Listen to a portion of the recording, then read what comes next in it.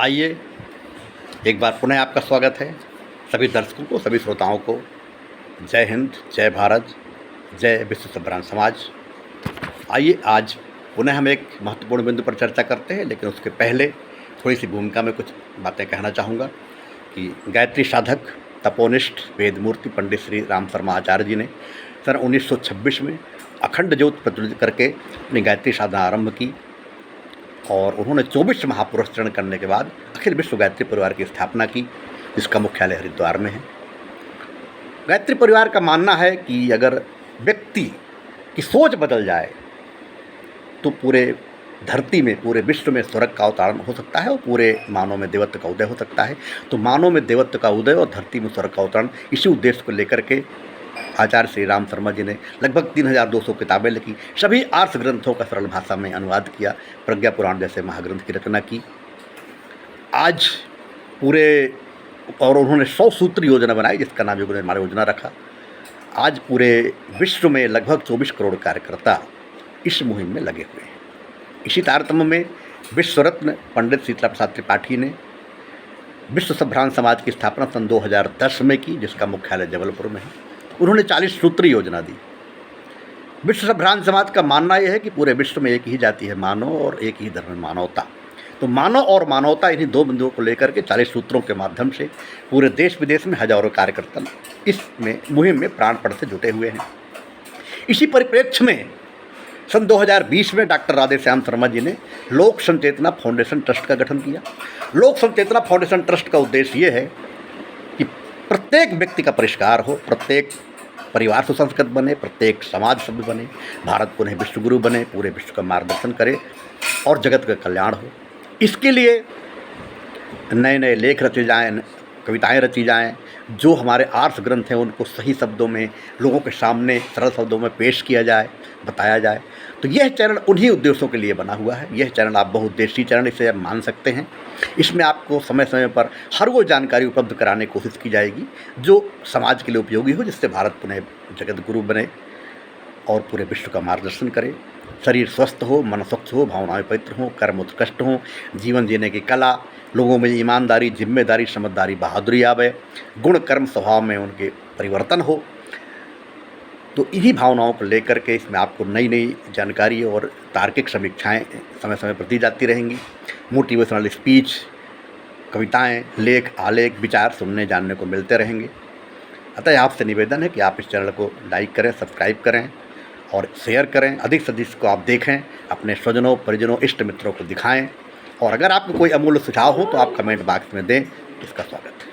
और अगर आप इस मुहिम में जुड़ करके यानी लोक कल्याण के लिए, विश्व कल्याण के लिए, भारत के पुनरुत्थान के लिए कुछ योगदान देना चाहते हैं तो आपका स्वागत है। आप 9424192318 में संपर्क कर सकते हैं। तो आइए हम चर्चा करते हैं। आज का चर्चा का हमारा विषय है कृषि संरक्षण और कृषि संवर्धन। यह विश्व संभ्रांत समाज का सूत्र क्रमांक 16 है। जैसा कि आप जानते हैं, हमारा भारत कृषि प्रधान देश है और वैसे भी कृषि से ही जीवन तत्वों की पूर्ति होती है, कृषि से ही हमें भोजन मिलता है। अगर कृषि का हम महत्व भूल जाएंगे तो हमें खाद्य पदार्थों की कमी पड़ जाएगी। इसीलिए कृषि का महत्व है। तो कृषि का संरक्षण और कृषि का संवर्धन सबको करना चाहिए, हर हाल में करना चाहिए कि उत्तम किस्म के उत्पाद कृषि के लोगों को मिलें। इसी भावना के साथ एक कविता आपके सामने प्रस्तुत है। यह वसुंधरा पूज्य हमारी, यह हम सब की माता है, कृषक इसी के वरदानों से बना अन्न का दाता है। यह वसुंधरा पूज्य हमारी, यह हम सब की माता है, कृषक इसी के वरदानों से बना अन्न का दाता है। ये वरदान हमें मिलते हैं खेतों में, खलिहानों में। सच्चे श्रमिक देखना हो तो दर्शन करो किसानों में। ये वरदान हमें मिलते हैं खेतों में, खलिहानों में। सच्चे श्रमिक देखना हो तो दर्शन करो किसानों में। धरती माँ का रूप संवारें हम सब बेटे मिलजुल कर, वर्षा घाम और जाड़े को सहन करें सब हंस हंस करो। धरती माँ का रूप संवारें हम सब बेटे मिलजुल कर। वर्षा घाम और जाड़े को सहन करें सब हंस हंस करो। धरती माता को फसलों की साड़ी चुनरी पहनाए।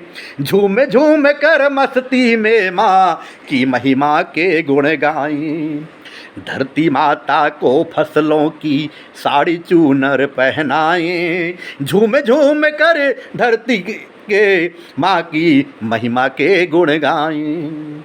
जो प्रसाद हमको मिलता है खुद खाएं सबको बाँटें।